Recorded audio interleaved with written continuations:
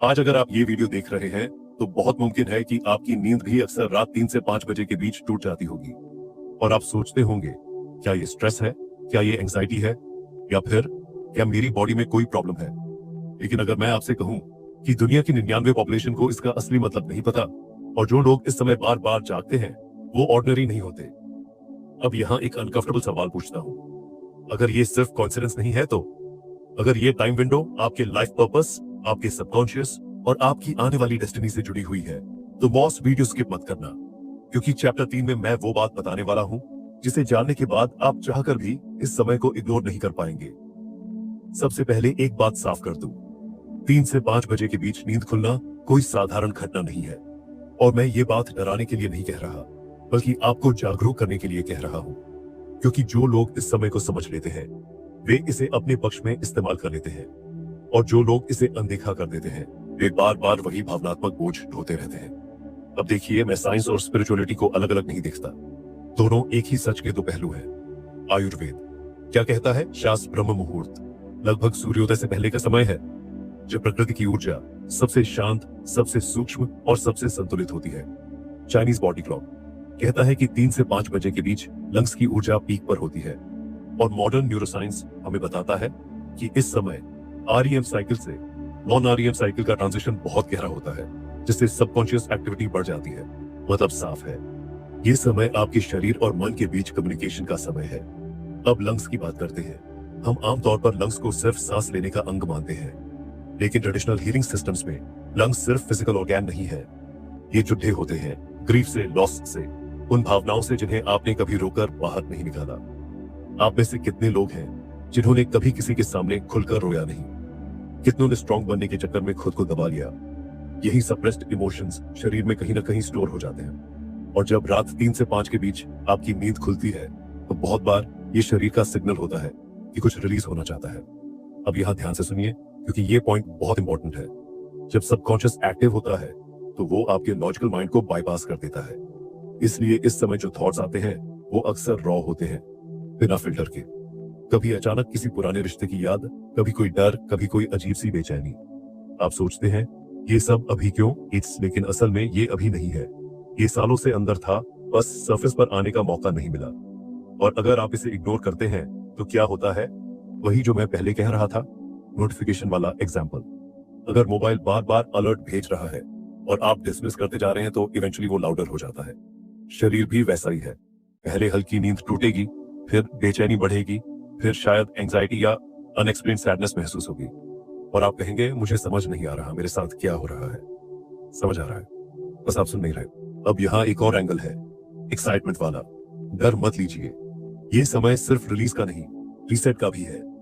Healing mode का मतलब है कि बॉडी खुद को रिपेयर कर रही है, कॉर्टिसोल लेवल्स बदल रहे होते हैं, मेलाटोनिन कम हो रहा होता है और ब्रेन नए न्यूरल कनेक्शंस बना रहा होता है। इस समय अगर आप जाग जाते हैं तो आप लिटरली उस विंडो में होते हैं जहां आप अपने थॉट्स को कॉन्शियसली चूज कर सकते हैं। और यही अर्जेंसी है, क्योंकि अगर आप उस मोमेंट पे फोन उठा लेते हैं, सोशल मीडिया स्क्रॉल करने लगते हैं, तो आप उस प्योर विंडो को कॉन्टेमिनेट कर देते हैं। सोचिए, पूरी दुनिया सो रही है, नॉइज जीरो है, एक्सटर्नल डिस्ट्रैक्शन मिनिमम है और आपका माइंड रिसेप्टिव है। ऐसा मौका दिन में कितनी बार मिलता है? कभी कभी लोग मुझसे पूछते हैं, क्या ये स्पिरिचुअल अवेकनिंग का साइन है? मैं कहता हूं जरूरी नहीं, लेकिन पॉसिबिलिटी है। अवेकनिंग का मतलब फायरवर्क्स नहीं होता।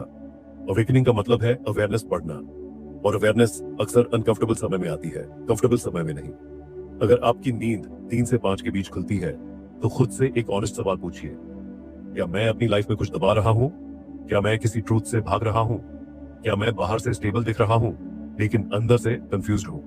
ये सवाल डराने के लिए नहीं है, ये एम्पावर करने के लिए है, क्योंकि जब तक आप सच को पहचानेंगे नहीं तब तक चेंज शुरू नहीं होगा। और अब एक छोटी सी लेकिन पावरफुल बात, इस समय बॉडी ऑक्सीजन एक्सचेंज को ऑप्टिमाइज कर रही होती है, सांस गहरी होती है।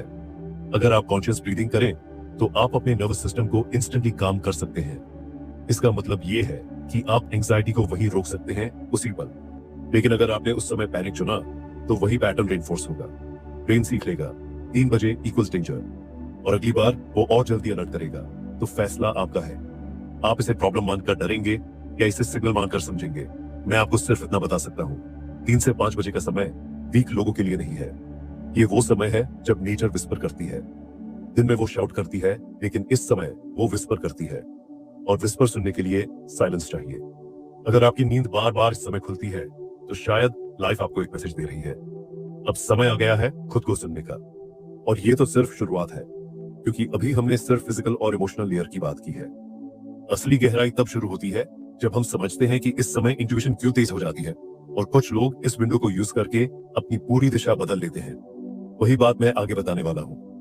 अब यहां से बात थोड़ी गहरी हो जाती है, और मैं चाहता हूं आप इसे हल्के में न लें। हर इंसान की नींद 3 से 5 बजे के बीच नहीं खुलती। कुछ लोग पूरी रात चैन से सोते रहते हैं, और कुछ लोग बिना अलार्म के उसी विंडो में जाग जाते हैं। ये कोइंसिडेंस कम और पैटर्न ज्यादा है, और पैटर्न्स कभी भी बिना रीजन के नहीं बनते। जो लोग इस समय नेचुरली जागते हैं उनमें 2 चीजें कॉमन होती है, हाई सेंसिटिविटी और हाई अवेयरनेस। हाई सेंसिटिविटी का मतलब वीक होना नहीं है, इसका मतलब है कि आप एनर्जी, इमोशंस और एनवायरनमेंट को गहराई से महसूस करते हैं।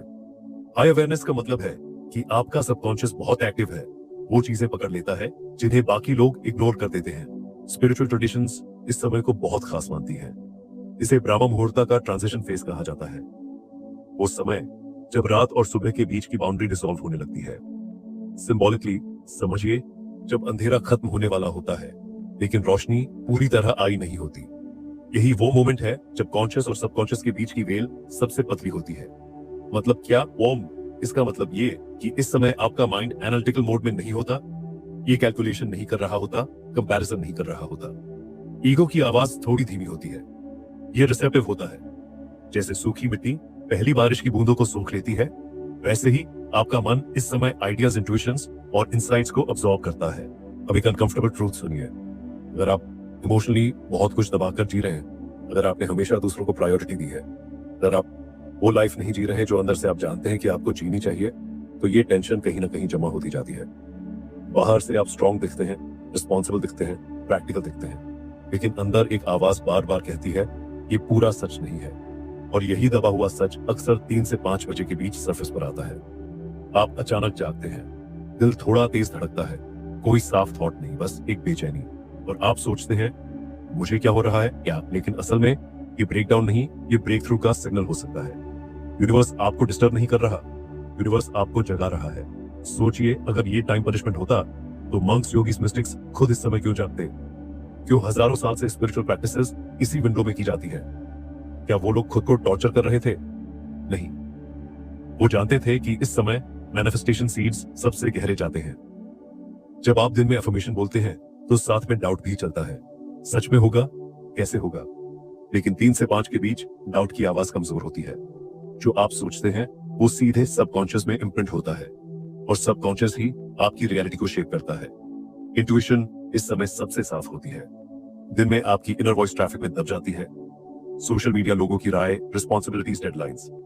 लेकिन इस समय साइलेंस है, साइलेंस में क्लैरिटी आती है, और क्लैरिटी हमेशा कंफर्टेबल नहीं होती, इसलिए लोग इससे भागते हैं। इनर वॉइस लाउड हो जाती है, कभी वो कहती है तुम गलत जगह पर हो, कभी कहती है अब रिस्क लेने का समय है, कभी कहती है अब खुद को रोकना बंद करो।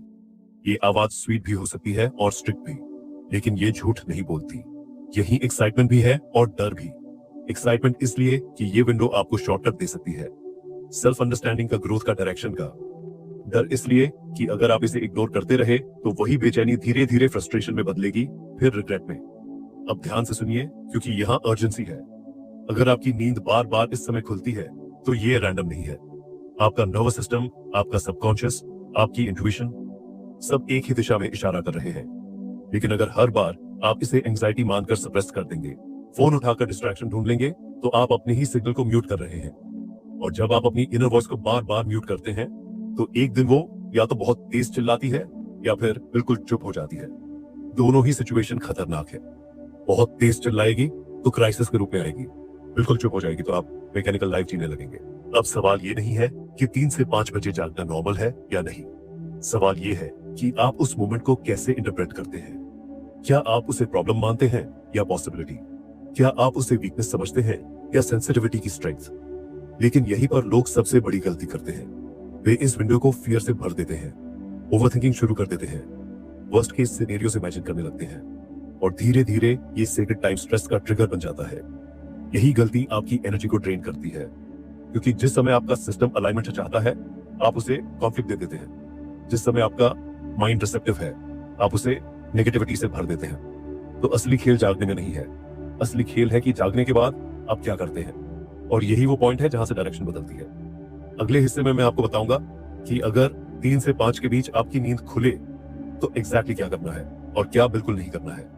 क्योंकि सही कदम आपको एलिवेट कर सकता है और गलत कदम उसी साइकिल में फंसा सकता है जिसमें आप सालों से घूम रहे हैं। अब आखिरी सवाल छोड़कर जा रहा हूं, अगर ये समय सच में आपकी लाइफ का टर्निंग पॉइंट है तो कितने लोग इसे समझे बिना सोए रह गए होंगे।